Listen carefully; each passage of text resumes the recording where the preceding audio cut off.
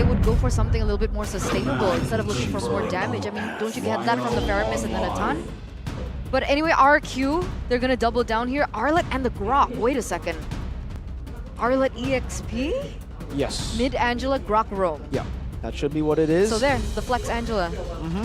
But usually with a tanky comp like this, the X-Borg hasn't been banned out. If the Edith does turn out to be a roam pick for Geek Fam, it's a very valuable X-Borg pickup here for this game. So much red, so many HP bars. You already have 2 HP bars with the NetherRealm. Add on more sustainability with the Faraga armor.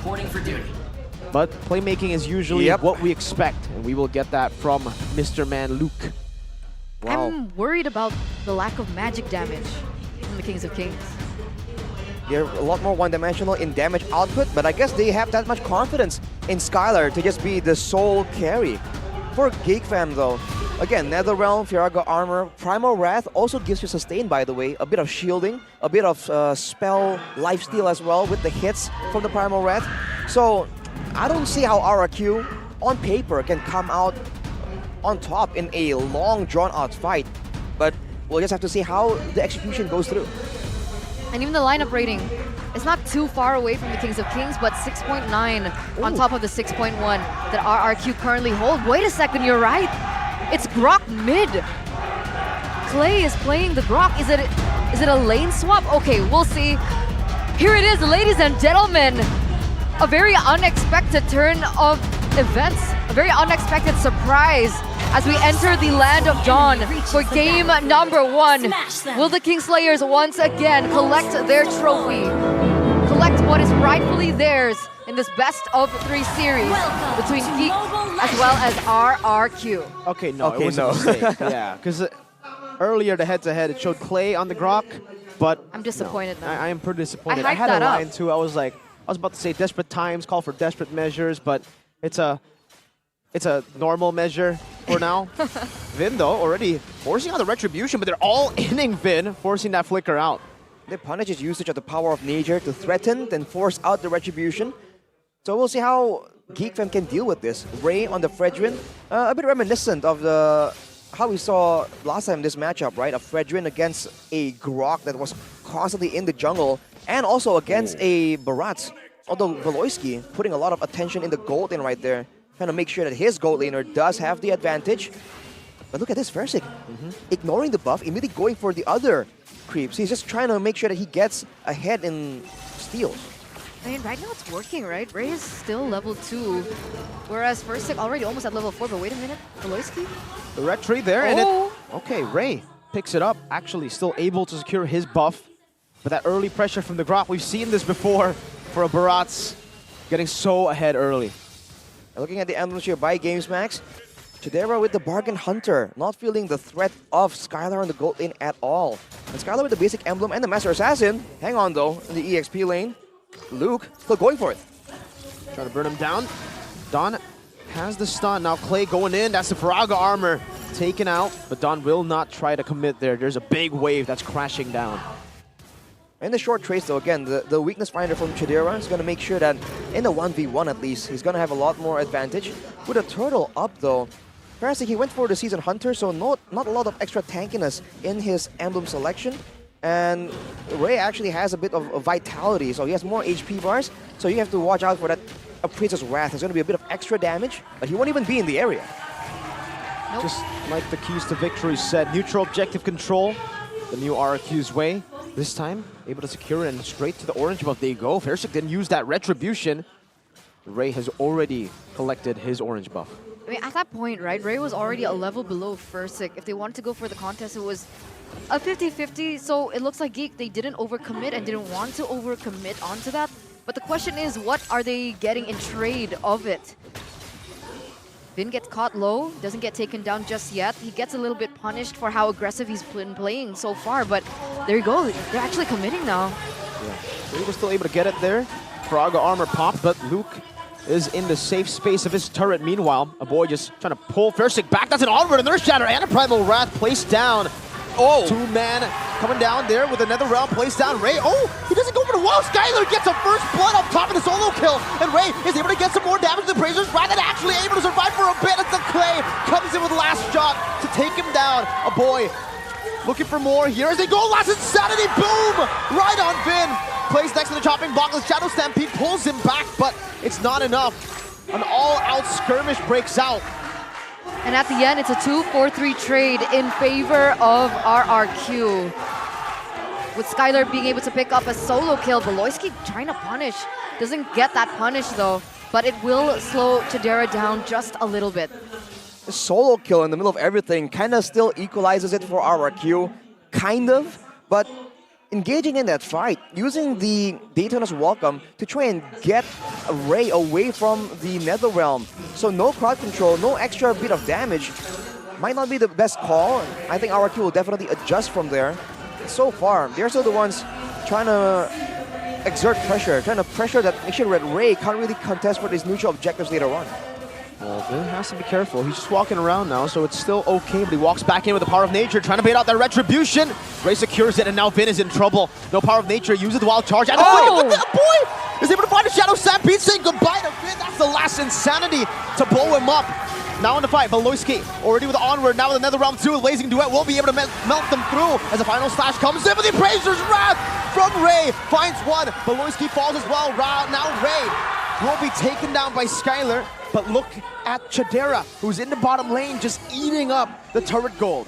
That's a 2-for-2 trade, but RRQ still are able to get that neutral objective take. You think it would have been quite a bad move for Vin to be taken out right before they go for the neutral objective dance? But in the end, with RRQ being able to secure this, it is quite a good trade. Skylar now has a lot of damage onto the tower, nearly gets it down, but it still stands with the comeback coming in from Luke as well as Beloyski. Look at the talent prediction right here. Seems like I am severely outnumbered. We'll see how that plays out. But for RRQ, making sure that Ray is forced to use a Retribution is a bit costly to use the to lose one member for, but now look at this. Persik. All into Persik, still has the hard guard, gets pulled back, but Luke is right there. Full stacks on the burn. They want to commit onto this. The last Insanity will be used up by Luke. It gets rid of Detona's Welcome, and he is able to flicker out to safety. The hard guard will be used up as well as Don now goes back in with a two-man final. Well, no, just two-man stun. That's a Blazing Duet to get rid of another round. The Purify to get out of the Detona's Welcome, and Skylar goes back to the Battle Mirror image. Beloyski still here. Chidera rotating as well to catch this wave. Both teams disengage. No picks. But either way, Luke is so punishing. That last pick export has come into clutch here for Geek, because without that, RRQ would have had a little bit more to say when it came down to the neutral objective take on the turtle. But because he got chunked really low, Persik was forced to retreat, plus he was able to bait out the hard guard. And meanwhile, Skylar, just doing Skylar things, being able to pick up that turret in the bottom side actually. And if you look at the turrets, right? 2 turrets for the side of RRQ, 0 for Geek Fam. They can still win out in these fights, but the fact that they have to clump together so much more often compared to RRQ, it's allowing the rest of the team to really split. And look at Skylar, he's not even coming to the fight. He's just going for the turret. Trying to go for that trade.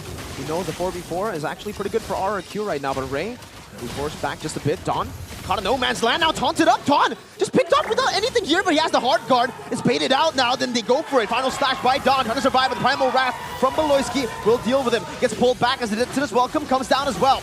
That's another round to provide him a little bit more of sustain as the Wild Charge connects on 3 members. Skylar now already rotating. Beloyski with the Onward. Ray now with the taunt as well. Able to find one. Appraiser's Wrath as the last Insanity goes to the back. Luke burns the back line, or technically the front line away, as Luke is getting chased now by Clay. One last shot should do it, and that's a shutdown by Clay. 3-4-2 trade for Geek here, but wow. With that being said, RRQ still hold on to the gold lead. What happened in that engage? It's just Geek Fam pulled apart from each other, and hang on a minute, Skylar keeps going for it. He wants to go for the dive play as well, jumping in, and Beloyski doesn't get the capitalization, and Skylar with a massive dub. Chidera with a turret down below, but it's only a tier 1, and Don is chasing him down. Ooh.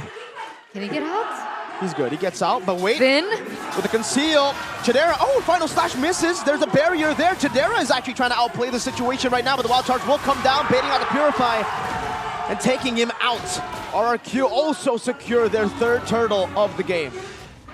A lot of action every single point in the map right here. This is RRQ's style from way, way back.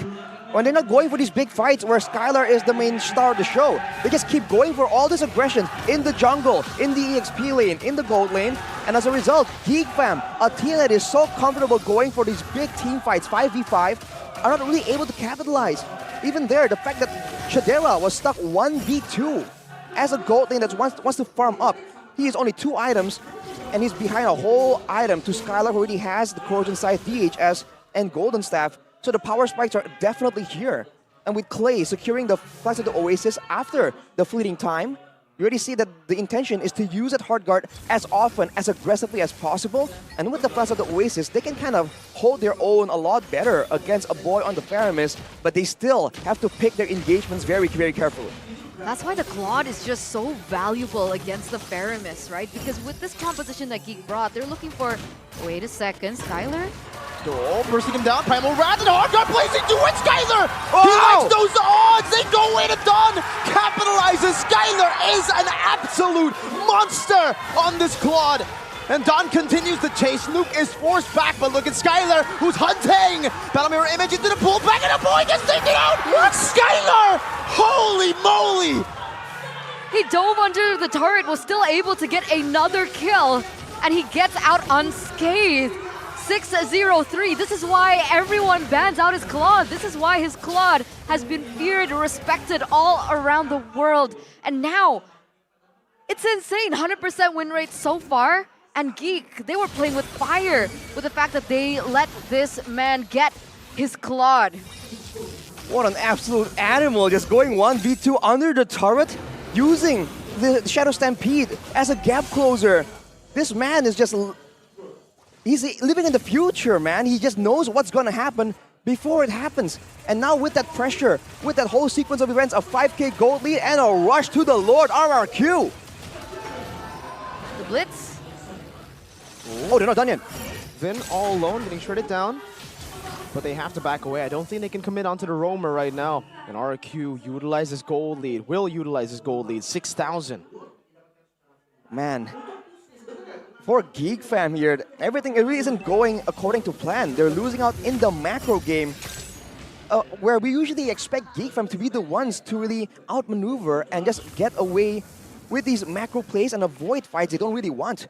And now, the fact that they can't really commit onto the roamer means that Vin himself will have a lot more space to play. He can be a lot more risky, or is this too risky though? Just walks in against 5 people, knowing that if he gets committed on, you know, Geek Fam will be a bit reluctant to use all these ultimates, all these big moments. Oh. Look at that. An all-in there, the Purify used up already as well, but Skylar is just so hard to catch. Now goes into the mid lane, trying to get the turret. There's no minions there, brother! So they'll have to wait for another wave. Don, final slash onto Luke, Raga armor completely gone. He actually already used Last Insanity as well. Skylar takes the turret down. They're trying to get those stacks as now he tries to burn Bearsick. Slowly but surely, RRQ are taking these turrets down. All 3 lanes are marching really perfectly though as they go for and look for the siege. Look at that wave clear though, forward and ton. Still a threat that is growing. Despite him being 0-3-0, it's still growing. He's still waiting for his power spike, and his next one will be the Holy Crystal. We did see earlier that Skylar was 2k gold ahead, but look at that. Raga armor baited out, the flicker as well. But Geek live to see another day. The longer this game goes though, again, the Chidera technically on the Natan can do a lot more damage than Skylar if he's left to his own devices. Fortunately for RRQ though, they do have a lot of heroes that can dive in the back line. Vin, Don, and Farsick technically can all just move towards Chidera and be that threat. But Skylar though, He has to be very careful now, right? Getting into the later stage of the game, that Natan will have a very decisive amount of burst. and you can say the same thing about a boy on the Faramis.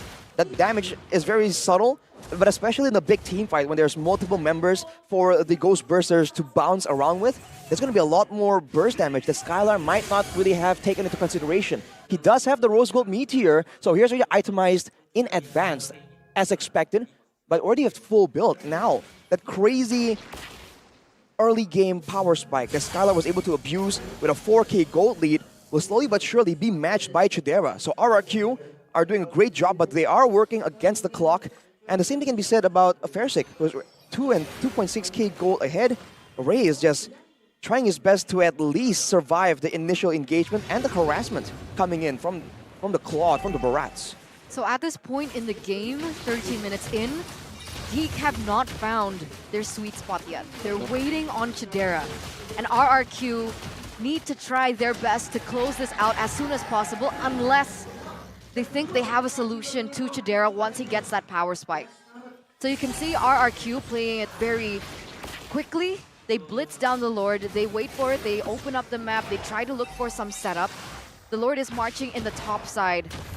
But again, Vin needs to find a proper moment and a proper engage alongside with Skylar as well as Clay, and not to get too hasty though when it comes down to the initiation, because early on in the bottom side, when they went in for that bottom side turret, it looked like there was supposed to be an opening, but it didn't work out, and then they wasted a hard guard and a blazing duet for it. So we'll see what RRQ plans here, because we can already see them starting to posture for the end. They're waiting for some waves to come in through. The mid and top side will collide at the same time. They're sending Skylar to just go for the mid one.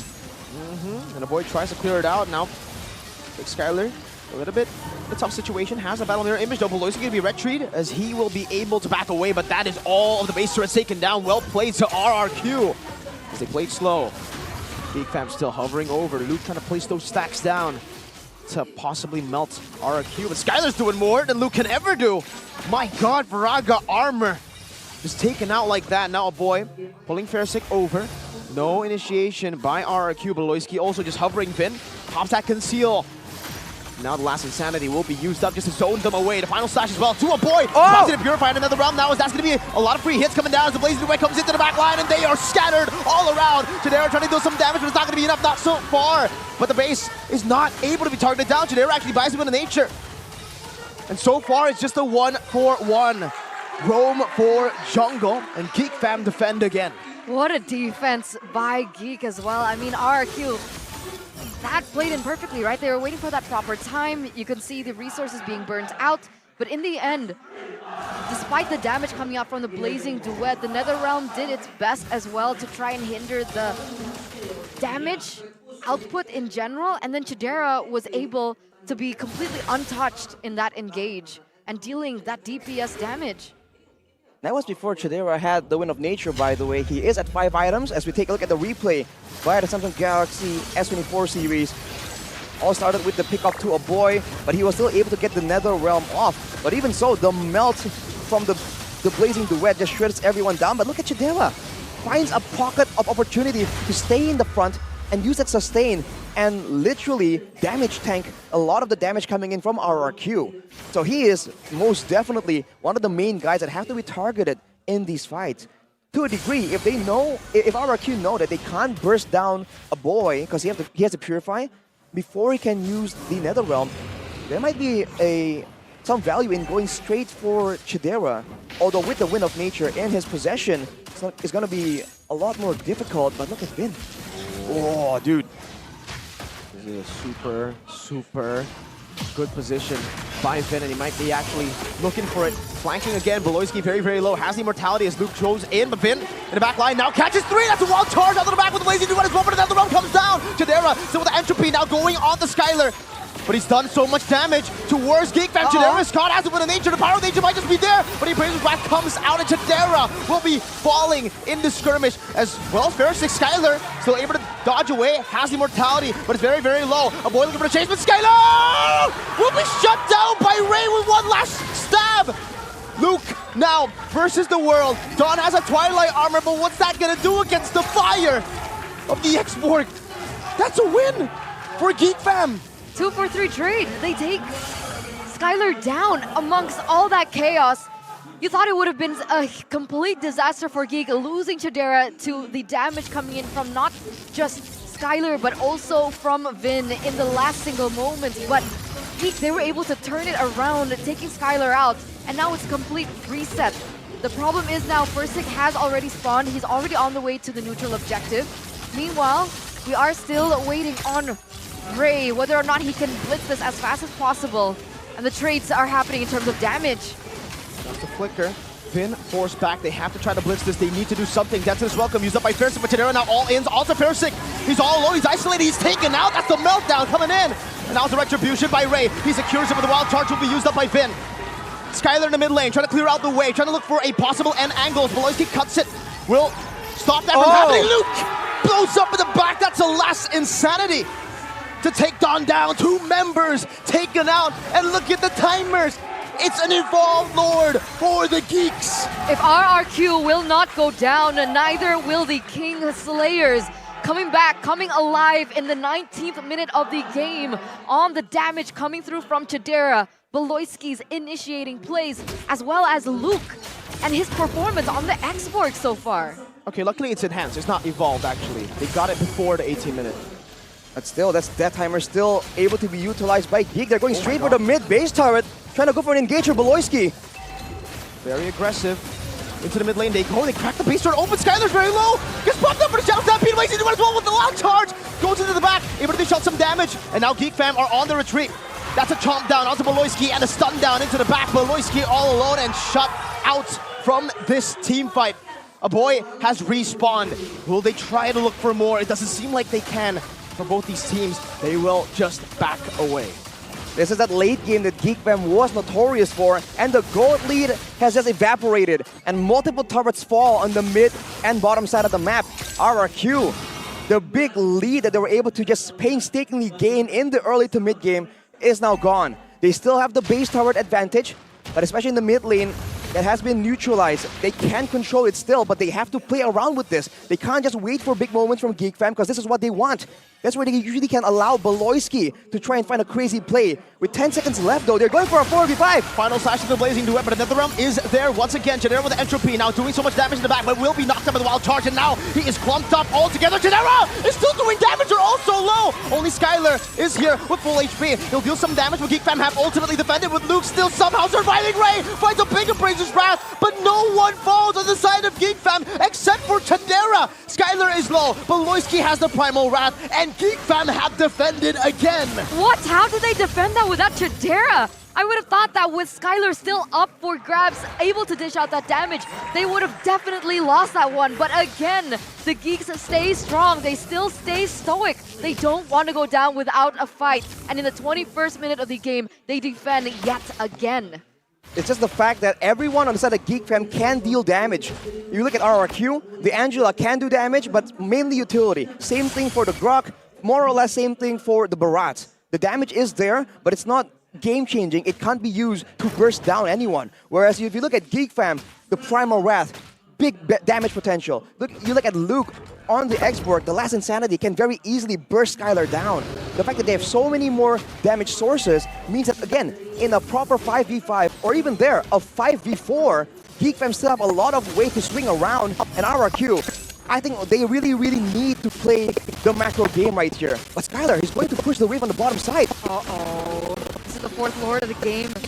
Do Geek, are they aware of this?